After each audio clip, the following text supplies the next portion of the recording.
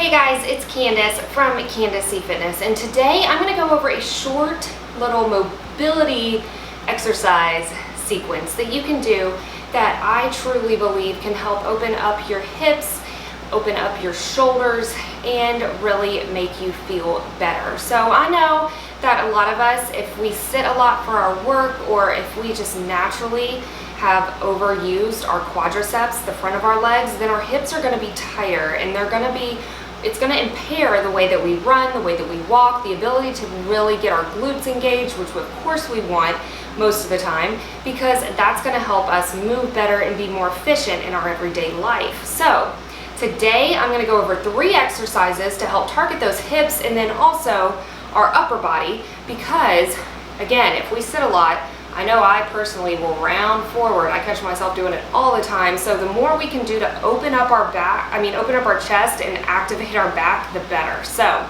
here are 3 things we can do, or you can do rather, right now to go ahead and work on your mobility.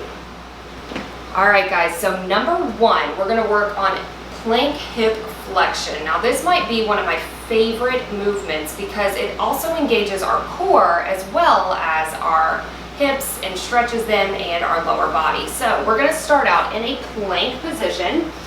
So if this is too challenging, you can also do this on a bench or a couch as well.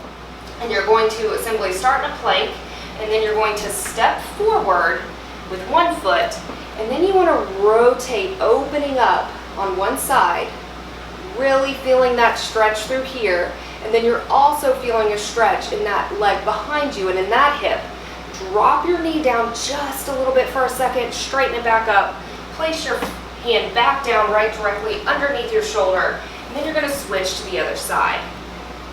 Open it up, keep that hip down, drop that knee slightly so you feel more of that stretch, and then place that hand down, come back.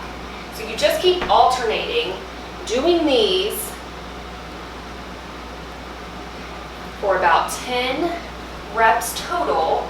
And if you do this 1 to 2 times a day, I promise you're going to feel a difference. Now you want to make sure that you're not leaning all the way into this where you're letting that core disengage. And then also you want to make sure that you keep your hands directly under your shoulders to help prevent anything happening from in your shoulder socket. So do about 10 to 12 of those 1 to 2 times a day, and I promise you're going to start to feel a little looser in those hips.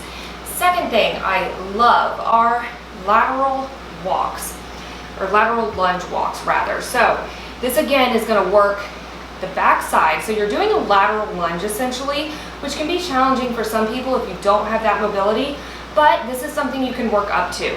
And I'm just going to show you 2 in one direction, but I would suggest doing anywhere from 8 to 10 one way and then working your way back. So with a lateral lunge, you start with your feet together, you step out, let that hip sink back, and you keep that inner thigh straight.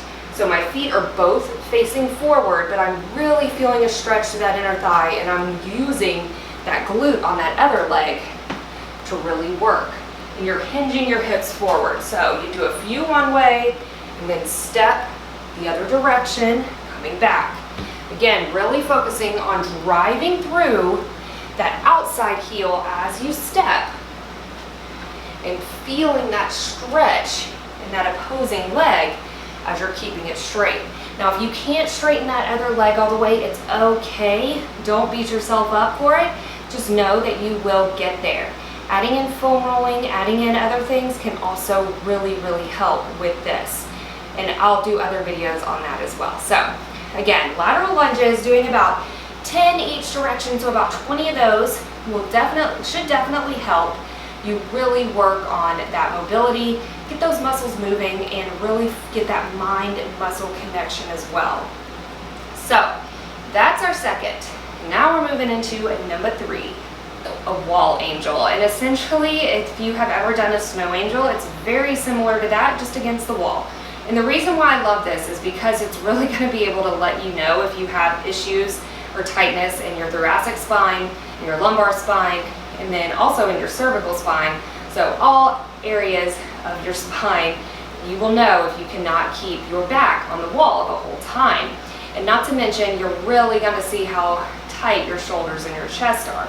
So essentially, you want to stand starting with your lower body, so right at your tailbone, placing that spine on the ground all the way up to your shoulder blades. And then try to keep your head back as much as you can. You're going to place your elbows on the wall, right by their side, and then your goal is to get, a little too close, goal is to get your hands on the wall as well. And then you're going to raise up, keeping everything on the wall the whole time, and holy crap, I'm tight, and then come back down. So driving those elbows in, you're gonna feel your shoulder blades, that area between your shoulder blades, really start to work if you're doing this right. And then you're also gonna be able to tell where you need to work on stretching a little more. And the more you do this, the easier it's gonna be, I promise. It's not easy. You can also take your feet and kind of push them out a little bit in front of you to help, because the more up against the wall you are, the more challenging it's gonna be. So you can scoot those feet out, nothing wrong with that. Just really try to get that entire back on the wall and keep your shoulders and your elbows in the back of your hands on the wall the whole time too. And I promise, the more you do it, the easier it's gonna get. And if you really feel it up here, just know we need to work on breathing as well, and we need to work on not lifting up through here when we breathe, but more or less inhaling, exhaling through our core and our stomach and our diaphragm, and using that.